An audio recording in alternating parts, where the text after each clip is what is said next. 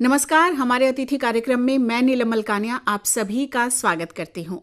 दोस्तों, आप जानते ही हैं कि हमारे इस कार्यक्रम में पिछले अंक में हम बातचीत कर रहे थे पद्मश्री अलंकरण प्राप्त शिक्षाविद और साथ ही लेखक ललित मंगोत्रा जी से। तो ये बातचीत जारी है। लीजिए सुनिए बातचीत का दूसरा और अंतिम भाग। आपने बातचीत में जिक्र किया कि भारत से बाहर भी आप कई बार गए हैं। ऐसे में चीन और जापान आप साहित्य जो प्रतिनिधि मंडल था उनके साथ में गए हैं, तो कैसा आपका अनुभव रहा? देखिए, जो चीन की मेरी यात्रा रही उसमें शहरयार है ना, बहुत बड़े शायर जो जी दिल चीज क्या है आप मेरी जान ली, वो भी हमारे साथ, कुछ और लोग भी थे। मैंने ये महसूस किया कि चीन में लेखन है, अच्छा लिखा जाता है, लेकिन उन लोगों का लेखन का स्टाइल और ढंग हमारे लेखन से अलग है।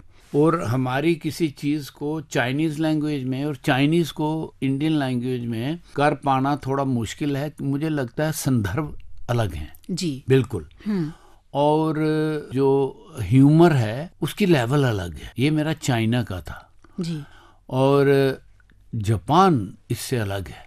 जापान में बहुत अपनापन है। जापान के लोग आपको ऐसे मिलते हैं जैसे कोई आपके बड़े पुराने बिछड़े हुए संबंधी मिल रहे हैं, इस किस्म की फीलिंग देते हैं वो। और मैंने कविता पढ़ी जापान में, मैंने देखा कि वो कविताएं खास तौर से जिन जापानीज को हिंदी आती तो उन्होंने बहुत पसंद की वो कविताएं। तो हमें लगा कि हमारा और उनके बीच में कोई सांझ है जी। तो ये मेरा वहाँ का एक एक्सपीरियंस रहा। आपसे अनुरोध करूंगी कि अपनी कोई रचना आप हमें, हमारे श्रोताओं को जरूर सुनाएं। कविता के बारे में कविता है।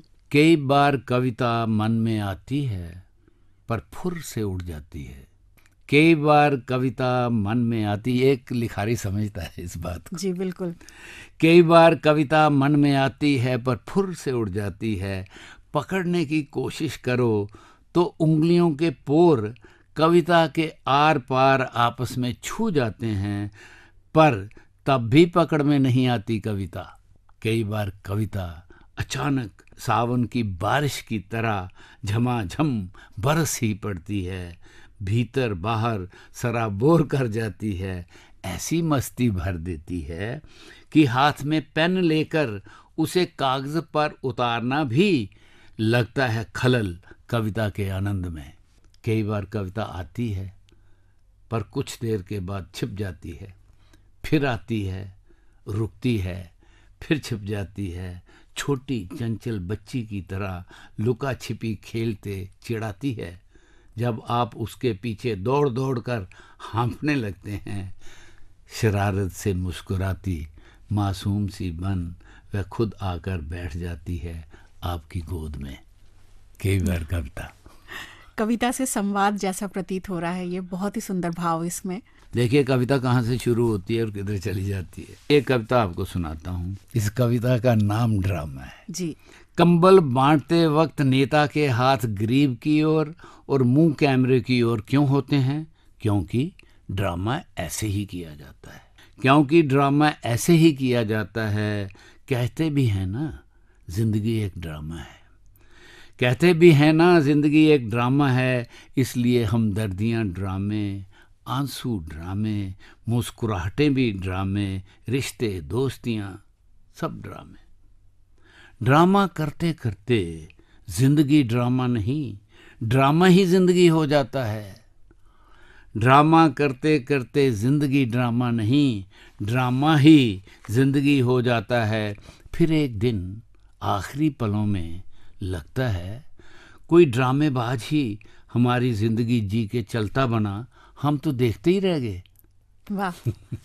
आपने ड्रामा कविता लिखी और बातचीत में जिक्र आया था ललित जी कि आपने अभिनय भी किया है, तो वो पक्ष भी हम यहाँ पर ज़रूर छूना चाहेंगे। पहले तो इन बहुत प्यारी कविताओं के लिए धन्यवाद, और ये ज़रूर बताएं कि वो अभिनय का मौका कब मिला, कैसे आप जुड़े? ऐसा है कि अभिनय देखना तो बहुत अच्छा लगता था। हमारे जम्मू में एक बहुत अच्छे डायरेक्टर हुआ करते थे, उनका नाम था कवि रतन, और एक हमारे विजय सूर्य भी थे, वो भी बहुत अच्छे कलाकार थे, और बहुत से थे जी। तो ये इनके नाटक हम देखते थे और मार्जिन के ऊपर थे हम लोग कि इनसे दोस्तियां भी थी, इन लोगों से वाकफी भी थी और क्रिटिसिज्म, आलोचना वगैरह भी कर लेते थे क्योंकि साहित्य में थे। लेकिन कभी ये लगता था कि नाटक करने की बात जो है, वो पहला चांस जब मुझे मिला अभिनय करने का तो मैं कश्मीर में था जी। तो वहाँ एक नाटक खेला जाना था, तो उस नाटक में मैं डायरेक्ट कर रहा था। तो डायरेक्शन करते करते जो हमने एक हीरो चुना था वो बड़ा देखने में सुंदर, बड़ा स्मार्ट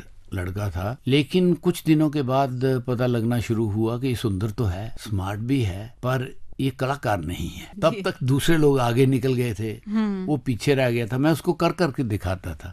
तो एक दिन उधर जो लड़के लड़कियां थे उन्होंने कहा कि ललित आप ही क्यों नहीं करते इसको? मैंने कहा नहीं, फिर मेरा ध्यान उधर हो जाता है, फिर मैं ये कर नहीं पाता। उन्होंने कहा नहीं नहीं, ये आप कर लो इसको। इस तरीके से पहला नाटक कश्मीर यूनिवर्सिटी में वो नाटक किया। कोई बड़ी भारी सफलता मेरे हाथ नहीं आई। एज ए डायरेक्टर मुझे अच्छा समझा गया, अभिनय के तौर पर नहीं। लेकिन उन दिनों ही मैं हॉस्टल में कॉमेडी बातें किया करता था, बना के भी सुना देता था, तो लोगों को पसंद आती थी। उन्होंने कहना शुरू कर दिया ये करो। वो जैसे स्टैंड अप कॉमेडी होती है ना, उससे मिलती जुलती कुछ चीजें होने छोटी छोटी स्किट्स करते थे। उसमें मैं एक दो कैरेक्टर और रखना और कुछ बना लेना। उस दिशा से अभिनय में आना शुरू हुआ। फिर मैं जम्मू आ गया, तो जम्मू भी आके हमारे एक मित्र थे डॉक्टर मनोज, बहुत अच्छा लिखते थे वो, तो उन्होंने 2-3 नाटक लिखे हुए थे। उन नाटकों में भी एंट्री तो मुझे डायरेक्टर के तौर पर ही मैंने की, लेकिन उनमें मैंने रोल किया। 3 नाटक थे वो, तीनों नाटकों में मैंने काम किया। इस तरीके से मैं नाटकों में आया।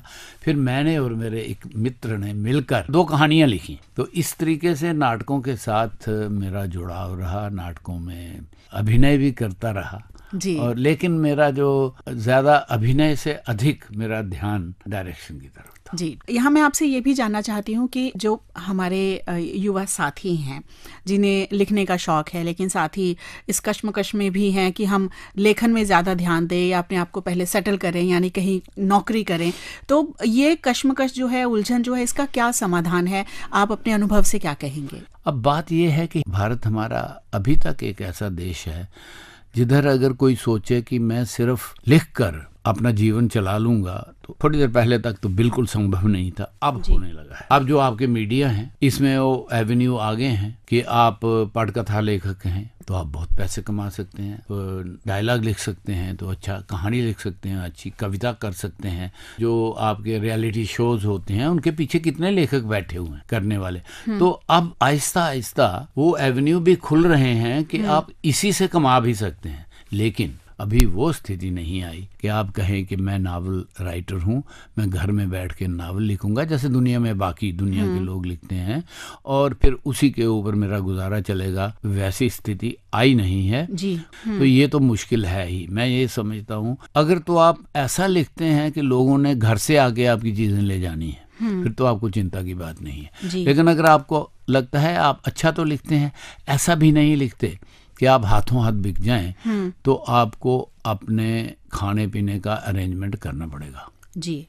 यानी इस तरफ पूरा ध्यान दें और साथ में लेखन जो है वो चलता रहे। कुछ ऐसा करना पड़ेगा कि आपकी रोजी रोटी चलती रहे जी। तो डॉक्टर साहब, आप यूनिवर्सिटी में रहे, आप एचओडी रहे, आप जो सॉफ्टवेयर थे उसके डेवलपमेंट में भी आपने पूरी भूमिका निभाई और साथ ही आप लेखक भी रहे। ऐसे में परिवार से कितनी शिकायतें झेलनी पड़ी आपको? कितना समय आप उन्हें दे पाते थे? शिकायत तो बहुत रही, लेकिन मैं श्रेय उन्हीं को दूंगा जी, खास तौर से अपनी धर्मपत्नी को जी। मैं जानता हूँ कि कितना मुश्किल काम है ये। आदमी खास तौर से अगर सिर्फ प्रोफेशन में लगा हो और प्रोफेशन तक ही महदूद हो तो शायद इतनी प्रॉब्लम नहीं होती। लेकिन जो लोगों का काम जुनून की हद तक होता है, लेखन का काम है वो जुनून की हद तक होता है जी। या कोई बहुत बड़ा साइंटिस्ट हो जो ऐसे एक्सपेरिमेंट्स में लगा हो, ऐसी सोच में लगा हो, ऐसी थियरी ढूंढ रहा हो, तो उसको 24 घंटे जो उसके दिमाग के ऊपर भूत रहता है सवार, तो वो भूल जाता है कि हमारे आगे पीछे का जीवन कैसे चल रहा है। मैं ये कहूँगा कि मेरे से मेरे घर वालों को तंगी जरूर आई होगी। आपको भी कंप्रोमाइज करना पड़ता है जी और दूसरों को भी करना पड़ता है। लेकिन मैं समझता हूँ कि एक लेखक के लाइफ के सफ़र में अगर वो लेखक सचमुच में अपने लेखन में ही मगन रहता है, तो जो उसकी घरवाली है, उसके बच्चे हैं, बहुत सैक्रिफाइस करते हैं। तो उस लेखन में उनका भी हिस्सा रहता बहुत है। बड़ा। जी ललित जी, हिंदी में तो हमने आपसे सुना, क्यों ना आपकी कोई डोगरी कविता हो जाए। डोगरी की एक कविता आपको सुनाता हूँ। मेरी घरआली नाराज रोंदी है, जे सारे घरां च मेरी किताबें ते कागज़ें दा खलार पैदा रोंदा है। मेरी पत्नी नाराज रहती है कि सारे घर में मेरी किताबों और कागज़ों का खलार पड़ा रहता है। वो नहीं जानती कि ये अधपड़ी किताबें, ये आधे अधूरे नोट्स, ये कागज़ों के टुकड़ों पर टेढ़ी मेढ़ी लकीरों जैसे कविताओं की आमद के चिन्ह, ये सब मेरी ज़िंदगी का खलार है। यही मेरी ज़िंदगी है। वाह। मैं ये भी जानता हूँ कि वक्त बदलने पर ये सब कुछ किसी रद्दी वाले ने ऐसे समेट लपेट के ले जाना है, जैसे वक्त का बूढ़ा कबाड़ी अपनी पीठ पर लटकी हुई मैली गठरी में बीती जिंदगियां लेकर चलता बनता है। घरवाली नहीं जानती कि जिंदगी खलार डालती है और मौत खलार समेटती है। वाह, बहुत ही सुंदर ये रचना है। डॉक्टर ललित, अब तो आप सेवानिवृत्त हैं, तो जो रोज़ाना का रूटीन होता है उससे आप मुक्त हैं, लेकिन हम ये कामना करते हैं कि अब लेखन को आप और अधिक समय दे पाएंगे। आपकी बहुत सारी रचनाओं की प्रतीक्षा है आपके पाठकों को, और साथ ही जो हमारे श्रोता हैं वो आज आपकी इस जर्नी से बहुत प्रभावित भी हुए होंगे, साथ ही प्रेरित भी हुए होंगे। पद्मश्री अलंकरण मिलने की फिर से बधाई देती हूँ। आप आज हमारे स्टूडियो में आए, आपसे ये बातचीत बेहद रोचक रही, आपने हमें समय दिया, इसके लिए आपका बहुत बहुत धन्यवाद। बहुत बहुत धन्यवाद आकाशवाणी का। तो इसी के साथ मैं नीलम अलकानिया हमारे अतिथि कार्यक्रम से, कार्यक्रम की प्रोड्यूसर प्रभा कुमार के साथ आप सभी से लेती हूँ अनुमति। नमस्कार।